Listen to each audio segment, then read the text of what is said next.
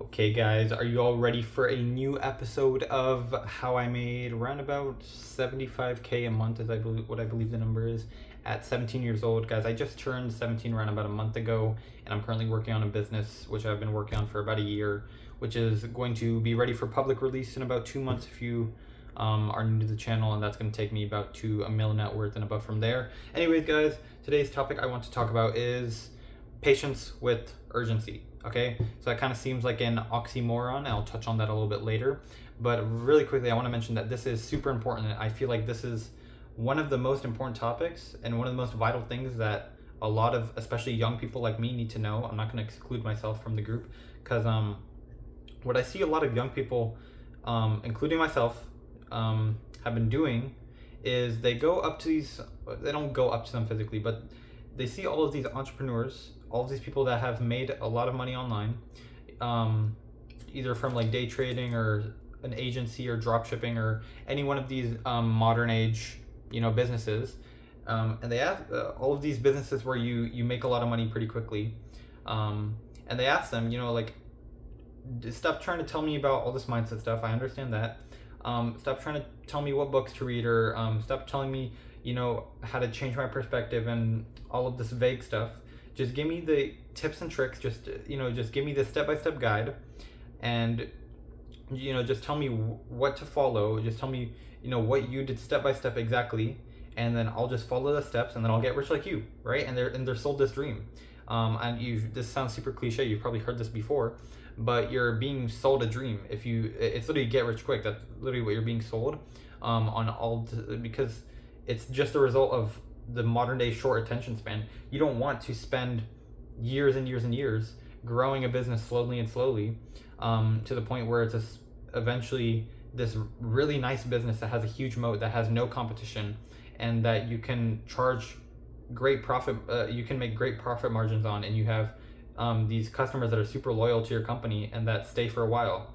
And a lot of people don't understand the value of that kind of business where they just want to see, like, how is this, what is this quick business I can make, what is this quick agency I can make. And I understand a lot of people want to make money as fast as possible. Literally everybody does. If you look all around, basically everyone has, whether they want to admit it or not, whether they like it or not, they have essentially dedicated their life to the pursuit of making money. A lot of these people, like for example, AP scores have just dropped. If you're in America, that's like the higher, like advanced placement, like higher level college classes that people take in high school. And so those scores just dropped, and people, at least around me, think so much about internships and which college they got into, and what extracurriculars and what opportunities can they get into, and all of this stupid stuff. And it's mostly stupid. Some of it actually is based. Some of it is actually reasonable for those people. Like, fair enough, you should be thinking about that. But a lot of it is because they're dedicating their life. If you think about it, they care about their scores, they care about what college they get into, because then they get the education, which leads them to the job, which leads them mainly for the income. Like, a lot of people don't want to admit that, but essentially the reason why they're doing all of this is to get an income, right? The purpose of a job for 99% of people is to get an income. They don't actually care about, like helping people crack their backs if they're like a chiropractor. Like, like, come on. It's to make money, right? And so if you look all around you, like, making money is like the biggest priority for almost everybody. Or it's like the biggest constraint, like the biggest thing that they want to improve on for so many people. And it's kind of hard to admit that because it seems very shallow and it seems very materialistic to do so. But that kind of leads to a lot of people wanting that kind of urgency, and they don't understand the actual fundamentals that go into making your own, like being your own boss, making your own money, having your own business. And that is that you need to be patient and have urgency. And so what I mean by that is that you need to work as hard as you can in the day, but you need to be patient in the long run. Because a lot of people, like, coming back to my first point, a lot of people just want to know these easy tips and tricks on how to do good in business, but it's not that simple, because almost every single person who has even had the slightest desire of making money has tried at least one of these businesses. You ask almost any guy around my age, like, and probably around your age as well, and they'll say, yeah, I've tried. I'm not getting my hand gestures very well, and they'll say, yeah, I tried dropshipping for a bit. Oh, I tried day trading for a bit. I lost a bit of money, and it was risky. I kind of quit. I had this come up, I had that come up, and then my brother didn't want me to do it, or my parents disapproved of it. Like, just stupid stuff like this. They always say, like, oh, I tried one or two businesses. Like, they always name, like, let's call it A and B. I tried A business, I tried B business. I put a bit of money into it, I put a bit of effort, and it didn't work. How come everybody wants to make money so badly, and everybody desires being their own boss, making their own money, having financial freedom, and everybody has tried some of these businesses, but nobody is making money, and it fails for everybody? There's an underlying issue here, and that is that they don't understand how business works. And to understand how business works, you need to start thinking more long term. Okay? And that's like the basis of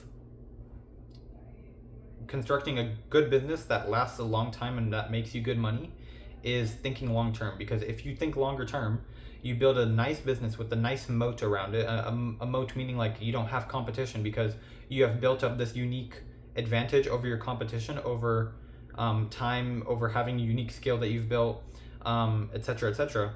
So there's, like, an example of a company that has an insane moat is Tesla and SpaceX. Both of those companies have insane moats because SpaceX has, for example, they founded like 20 years ago now, and SpaceX has spent so much time perfecting, like, how can you even compete with SpaceX in rocket launching? Because you need to have, it's like the biggest moat a company can possibly have. You need to build, like, these launch pads, and you need to somehow build a rocket ship, and you need to build a rocket ship with more ingenuity than the best engineers who are already at SpaceX. And you need to figure out how to get all those materials and how to manufacture the parts for that spaceship, and then you need to somehow have the funding for all of that, and you need to hire good talent, and you need to put it together, and you need to go through all of the legal. Here, let me get my seat up a little bit. Let me see if I can do it. Oh, I'm going down. Okay, I think that's the highest it'll go. And you need to go through all of the legal not repercussions. You need to go through all of the legalities. You need to navigate, like, the government's not just going to let you launch rockets into space. And the same thing with Tesla. They started building their moat like super early, where they started, or now I should say that they had, I could go back into their history and talk about how they had a moat, but I can also talk about now how they have an insane moat over the competition. For example, they make their own batteries, right? So Tesla, they're called 4680 cells. And these are these batteries Tesla realized the amount of batteries that we need in our cars, we can't simply rely on other manufacturers for them. So they literally made their own battery refinery. So now I believe they dig out the materials, and they dig out all of, like, the cobalt and whatever from the mines. They get all those metals and those materials, and then they make the batteries, and then they put the batteries in their car. Not only that, they don't have Apple CarPlay or Android Auto. They have their own software, and they have their own charging network, and they make a lot more of their parts. Like, they make their own chips. Like, so much of their stuff is made in house. It's called vertical integration, and the only way that was able to happen, and the only way why Elon Musk is the wealthiest man in the world right now, and he's a trillionaire, is because he thinks in extreme long term. He thinks extremely in the long term, and he has this extreme patience where he has, like, when SpaceX was founded, he obviously doesn't have this instant gratification, like, I'm gonna have this business that's gonna start making me money right away.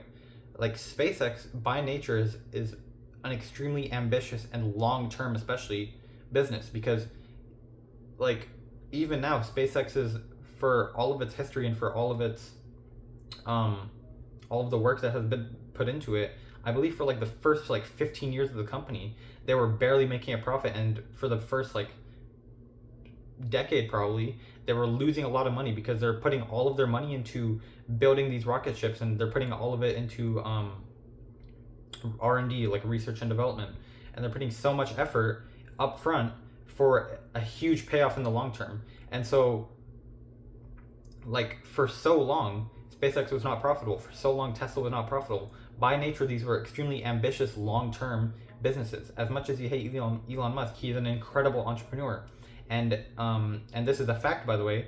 What I'm about to say, the fact, he is self-made, right? A lot of people, I'm not going to start getting into this on this video especially, but a lot of people are like, oh, he was just given an emerald mine and it was just easy for him. They obviously don't know about his history, because you can't just be given an emerald mine and then just become a trillionaire. Like it just doesn't happen. Like, right? Like, you'd have to, like, that's like winning the lottery 10 times in a row. Like, that just doesn't make sense. And so the people who say that just don't know about his history. But he, by nature, is extremely long-term in thinking. But not only that, it's not like he's founded SpaceX with the long-term vision. Not only that, but he worked relentlessly, and that's like that urgency section of it. So he's extremely patient, and he waits for his businesses to pay off in the long term, with and he does this by putting extreme upfront investment into his businesses and being extremely patient and thinking long term. But also, he's extremely urgent. If you look at his history, he would literally sleep on the office floor. He would like sleep on the factory line. He would sleep, like, I believe, under his desk in his office. He would just put it like a mattress there or something, and he'd just sleep on the ground. And he would go to sleep, he'd wake up, and he'd work. And then after he's done working for the whole day, right? He wouldn't take any breaks. He would just work. What is the biggest constraint right now? What is the best thing I can do right now to advance the business? What is the most I can do right now? What is the single thing that I could work on that is going to push the needle forward the most and that's going to make the most progress? What's the next thing? What's the next thing? What's the next thing? Like, just this, like, almost like panic, but like it's not like an actual, like, anxious panic, right? Because I think when a lot of people think of panic, they think of that, but it's like a not even a relaxed form of panic. It's panic, but like, it's not panic for an anxious reason. I feel like that's the best way I could put it. Like, he's panicked just because he wants the dream to pay off as fast as possible, because he knows the extreme amount of work that you need to put into it. And so he's just like, what's the next thing we can do? What's the next thing we can do? And so, like, an example of this is during SpaceX's earlier years, he would question the cost of, like, a part. It was like $2,800 or something. He would question the cost of that part. He's like, how can we get that down? Why is it that expensive? Like, break it down into its simplest parts. So he would question the cost so strongly of a singular part that comparatively is not that expensive in the grand scheme of things for the company. But he would not bat an eye at, like, I believe it was like a $55,000 flight. I might just be making up that number, but it was like a $55,000 flight to Quad, which was like a place where they were doing development or testing or something, because that would save them. So he was fine paying $55K for that flight of some sort of materials or people or something, because that would save them a whole day, for one reason or another. That would save them a whole day. So he wouldn't bat an eye at paying $55,000 for that. And so he was extreme with urgency, and he put his money where his mouth is. He wasn't afraid to literally give up all of his life savings into the company, and also spend $55,000 just for, like, a flight, just to save a singular business day. And he was urgent in that way. And another thing I want to touch on in this idea of patience with urgency is that when you have patience, you start to understand that business, in sort of a weird way, the best way to do good in business and many other areas in life is to not chase and go directly and just, like, almost like a Jew, like a little Jew, like, oh, give me money, you know? I don't even know how they talk. But instead of like a little Jew like that, you attack it indirectly. And what I mean by that is that instead of just being like, what's the best way that I get, what's the step-by-step on how I can day trade, and how I can make money from day trading as fast as possible, give me the step-by-step. In theory, that would be the best thing to do. That would be the most useful. And that definitely has a place. That definitely is good to an extent. But you need to know the first principles. And what do I mean by first principles? Well, you need to think in analogy. First principles is a different video, but what I kind of mean is that you need to think in analogy, and you need to kind of understand the world as a whole, right? And it seems super. So I need to understand the world as a whole and everything around me in order to do good in business. That doesn't make any sense. Just to do good in day trading, yes. So like two things that people really need to know if they want to do good in business, and that has really helped me, and that I can feel actual meaningful progress, and I can feel myself actively getting more towards my goal, my current goal of 1 million net worth, which I feel like should come decently soon, at the rate that we're growing at right now. And that is, you need to know mindset, right? And if you think you know mindset, you don't, because if you did know mindset, then you would already be rich, right? There's a little delay between knowing mindset and getting rich, but I feel if you know mindset, you know, right? Like you'd be super confident, but you don't know mindset. That's the thing. Like I'm 99% sure of that. You need to know the correct mindset, which I can get into another day, and you also need to know how to kind of think more analogously, right? You need to think by analogy, and what I mean by that is, just for an example, you like a lot of people, like the question always comes up with people who in like high school or something, if you're already out of high school or secondary school as they call it, then just like remember your high school years or your middle school years or your elementary school years, where everyone's like, oh, like when do I use this in the real life? Like how do I actually apply that? What's the point? Why do I need to know calculus? And that's the thing. You need to know how to rule by analogy. And so like I could just give you one example right now. One of the most useful examples is knowing evolution in biology, and just like knowing Charles Darwin's theory of evolution, like survival of the fittest, and knowing like natural selection, knowing like Punnett squares, knowing like different genes and different chromosomes, and knowing competition, like especially like knowing like competition in ecosystems, that 100% applies to competition in business. Like there's an idea in evolution called like competitive exclusion principle, I believe, and that is that two animals or two species cannot occupy the same niche in the same environment. And so what that means is that like if there's two species trying to occupy the same niche, and by the way, niche comes from evolution. So if you're niche is like a very popular business term that comes from evolution. So two species cannot occupy the same niche in the same environment. So if there's like beavers and squirrels, for example, I don't know how ecosystems work. I'm gonna be honest. Like I don't know like how forests or dams or whatever work. But if there's like beavers and squirrels, and they're like both fighting for, let's say the niche is that beavers break down trees, and they I don't know, like beavers help break down the waste from trees, and they take the acorns, they take the low-hanging acorns, and when the low-hanging acorns fall to the ground, it helps grow new trees or something. And let's say that squirrels do the same thing. Just in an alternate universe, let's just say beavers and squirrels both do that. And let's say it's like the white-tailed beaver and the yellow hat squirrel or whatever, right? Just to put like species names on it. Now, if both of these species are both doing the same thing, then one of them will inevitably, oh shit, I'm getting low on battery.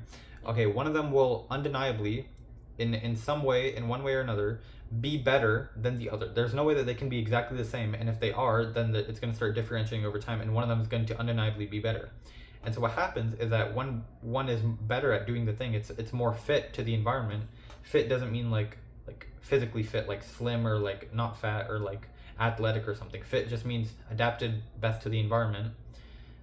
If one is more fit, like let's say the white, I forgot what it was, like the yellow hat squirrel is way better at getting the acorns down and way better at getting rid of the bad stuff at the roots of the trees, then the yellow hat squirrels, I'm just making up stupid names, the yellow hat squirrels are going to essentially kick out those white-tailed beavers, and they're going to, because naturally they're better at doing what they're doing, it's going to be that the white-tailed beavers get almost entirely kicked out or entirely kicked out, right?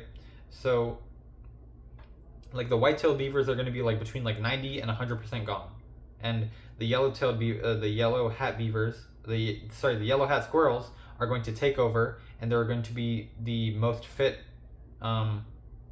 species in that niche.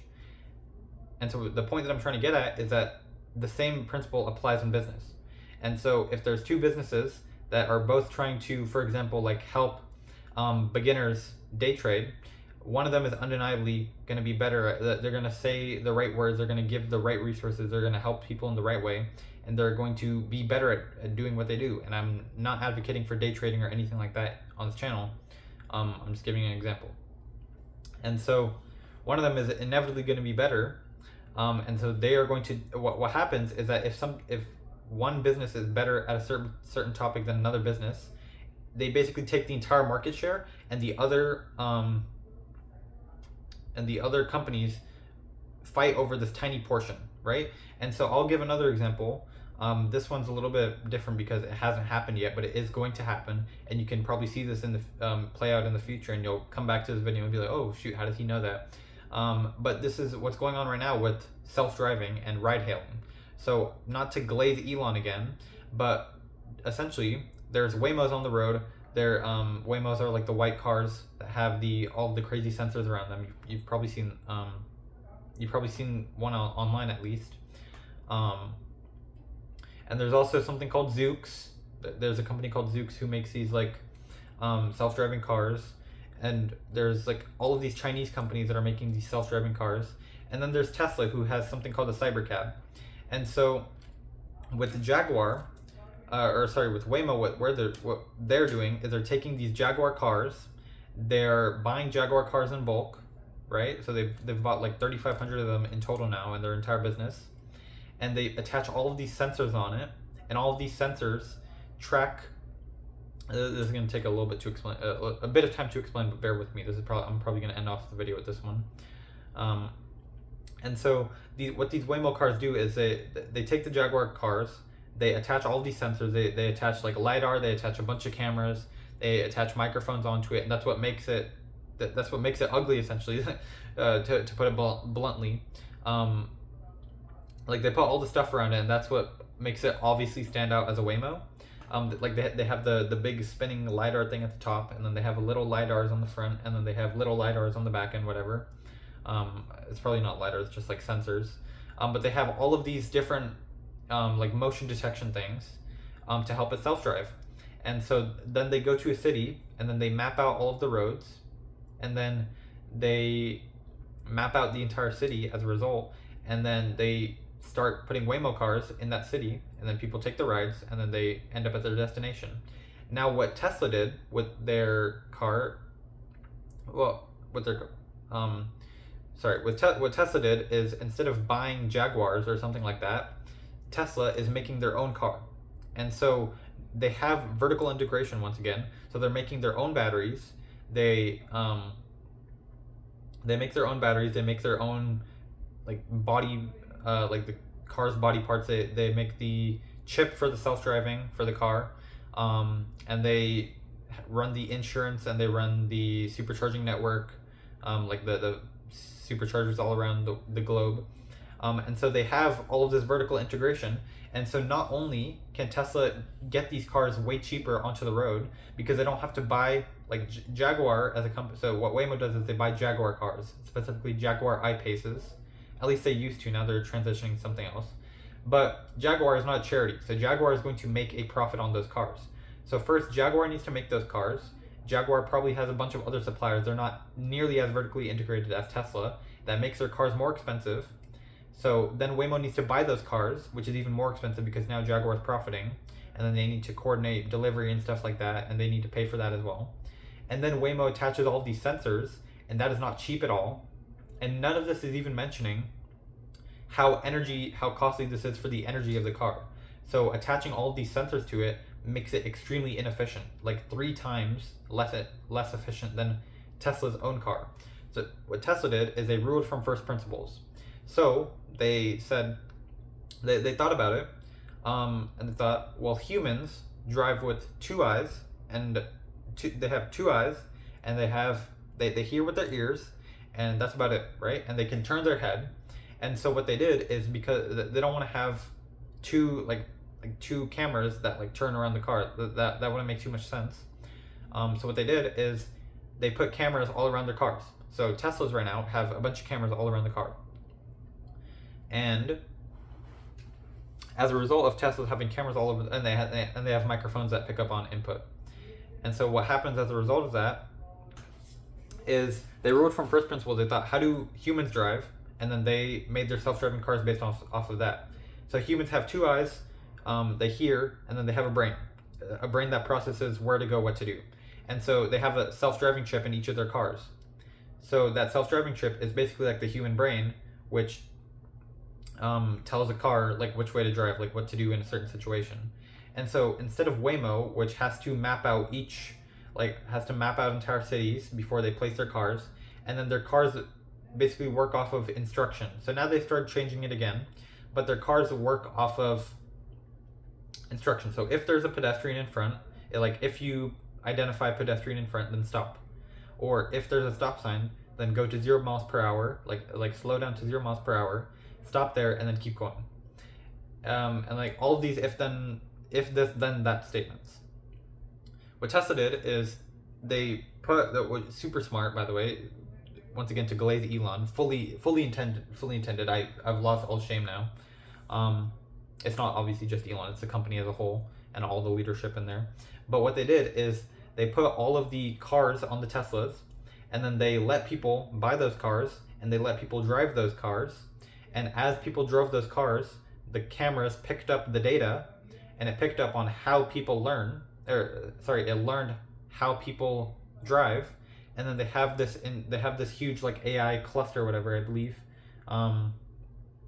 And so what they did at that AI cluster, like with all their GPUs and whatever, is they crunched the numbers and whatever, and based off of all of the data of people driving, they made this AI model, and that's like the AI model, after they did some tweaks and whatever, this AI model is now an intelligence that knows how to drive.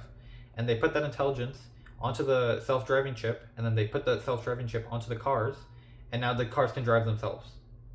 And the result of that is that since Tesla has been putting all these cameras on their cars for so long, and since it's just cameras, they don't have to individually wire like a bunch of lidars and sonars and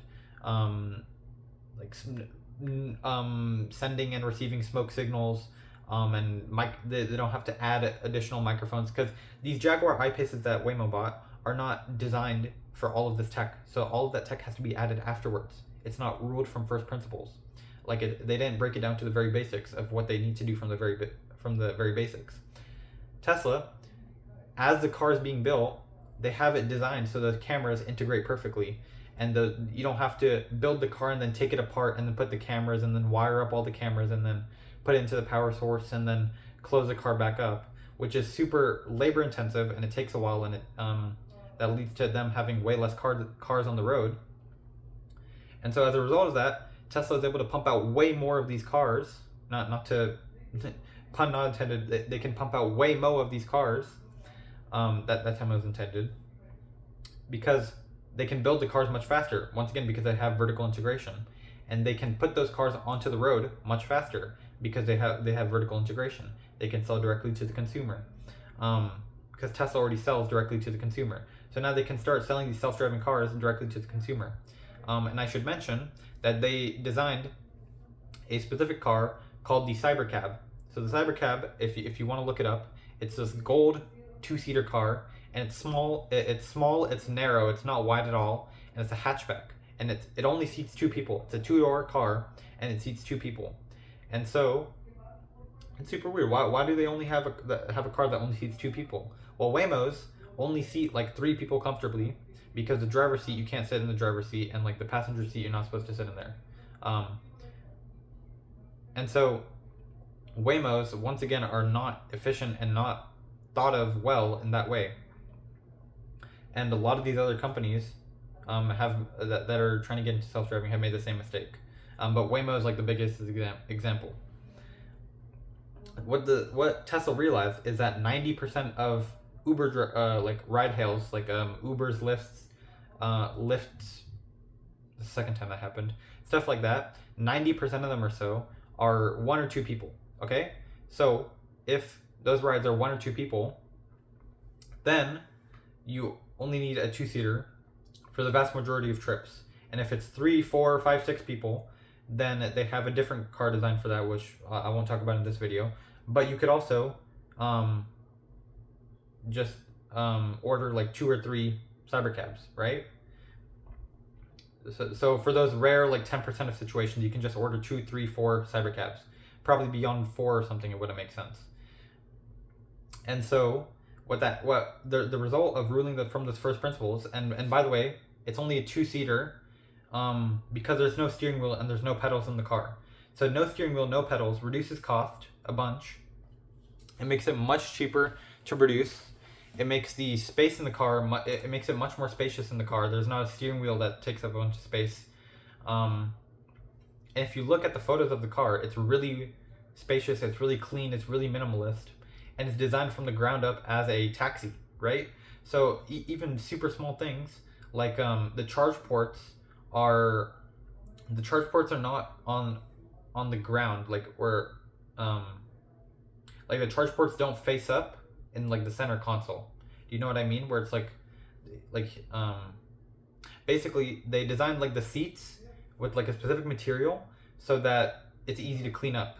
They designed all of the ports and all of the placements of things so that grime and stuff doesn't get stuck in those places. They just put a huge screen in the middle because people want to watch stuff during their drive. They didn't put 2 screens on each side because that would be more cost. That would be more complex. They didn't put a steering wheel or brake pedals because it's designed just to be a taxi. They put a bunch of space in the back of the car, like a bunch of trunk space, because they know it's going to be used for like luggage and stuff like that. They made it front wheel drive, like they made it not drive the best, and they made it the visibility on the car not too great because they know people are not going to be driving this. Like there's huge pillars on the car, which would be like really hard to drive manually, and the seating position would be really hard to drive manually. Now, the reason because of this is because it's designed to be a taxi, and so it's designed for safety as well. So by having those huge pillars, it's super safe while they can still have a super small narrow car. The reason why they have a super small narrow car is because that makes it super aerodynamic and energy efficient. So that those Tesla cars are like 3 to 6 times more efficient than Waymos. And they can pump them out, like they can make one like every 10 seconds at full capacity. And they can, you can tell like how this is really changing your brain. Or I shouldn't say that. Anyways, if you stick around until the end, you probably don't care. But you can really see like the ideas behind here. Like you can think of, like you can realize all of the ingenuity and all of the thought that went into this car, and kind of how you can apply that into your own thinking and your own life. You need to be patient, but you need to act with urgency. Going back to my old point, they thought from first principles and they ruled from the most basic concepts, and I could go on and on about that car, but they sorry, I went off on a kind of a huge tangent there, didn't I? But they thought everything from the ground up, and they did that by zooming out, and then instead of being like, what's the step by step, I feel like Waymo was kind of panicked and they kind of didn't think it through, and they're like, how can we just get self-driving cars onto the road? Which isn't a bad idea, but if you want to scale and you want to be the best player in the game, then that's not a good idea. And so they were like, okay, we'll buy cars, we'll put sensors on it, we'll map it, we'll go to a city and then we'll map out the roads with those sensors, and then we can write some instructions on how cars are supposed to drive, and then we can send it off. Now what Tesla did was they were extremely patient, and due to the extreme hard work of all the people involved on the Tesla team, and the extreme long-term thinking, and the extreme thinking from basic first principles, they were extremely patient, and they spent years and years collecting driver data in order to create a generalized model. And the last thing I'll touch on this self-driving car debate is that Teslas, you can deploy them almost anywhere, because if you know how to drive, you know how to drive, right? Like there's minor tweaks, like in Australia, oh, you drive on the left side instead, or you drive upside down or whatever.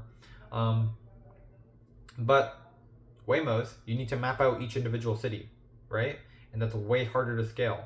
So now Waymos can't just start popping up in Azerbaijan, because they have to go to Azerbaijani roads, and they need to map out all of those roads, and then they need to write these specific instructions for these specific Eastern European signs or these specific Asian signs that appear in Azerbaijan, and they need to account for all of that, and then they need to program all of that before they launch in Azerbaijan.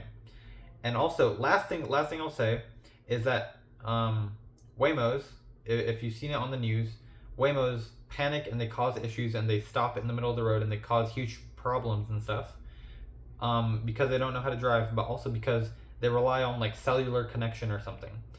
Teslas run on board, so, or at least run on board for the most part. So if the power goes out, as in cities it does sometimes, like in Miami, for example, there was just like a thing with Waymos causing a huge problem in Miami because the power went out and Waymos stopped in the middle of the road and it blocked like emergency vehicles from coming through. Anyways, Teslas run on board, so they know power outages happen, and they happen frequently enough for it to matter. And so they made it so in the case of a power outage, it doesn't panic and it doesn't cause extreme trouble on the roads. And that's just another advantage. They thought the whole thing through, and Tesla spent years and years collecting data on people's cars, and then they developed all of these versions of self-driving, and it was extremely painstaking. It was way harder initially than a Waymo, but they thought so long-term, and they were extremely urgent. Urgent in the way that I'm just showing you my hand for all this video. Hello. They were extremely urgent in the way that they hired a bunch of talent. Like they hired some of the best talent, and then they not only did they hire some of the best talent, they had to have this entire like AI processing like data center or whatever just to start forming, just to like collect and process all this data. And then they have to hire extreme talent, and then they had to make so many mistakes along the way on their self-driving, because self-driving is a way harder problem than you realize. Like it's not just instructions. Like to actually teach like an AI self-driving, it's super, it was like a huge project for Tesla, and it was way harder than they expected. And now that they have this AI that knows how to self-drive, they have a huge moat and a huge advantage over everyone else. And so that's why they're going to essentially dominate the self-driving like ride-hailing future that we're going into. And they're going to take out the going back to the CED, competitive exclusion principle, CEP, competitive exclusion principle. Imagine if the E wasn't there. Tesla is going to take up, because they're by far the best fit for the niche, they're going to take the vast majority of the market share, and the rest, like Waymo, Zoox, whatever, are going to be essentially fighting for scraps. So that's like the best way to put it. They're going to be fighting for scraps, let's be honest. And so that's why I'm a Tesla investor. So that's kind of where I put all my money. Anyways, not financial advice, but hopefully this can give you some insight into the way I think and the way that I guide my actions, and the way that amazing entrepreneurs, as kind of like, I don't know what I'm doing. Anyways, 38 minutes and I'm not going to start a new recording, and I'm definitely not going to cut this. So you can start seeing how great entrepreneurs, and how I, as a result of learning from these great entrepreneurs, think, and you'll start seeing the effects of my way of thinking in my future endeavors. Anyways, that was kind of vague, but you'll see. Okay, see you.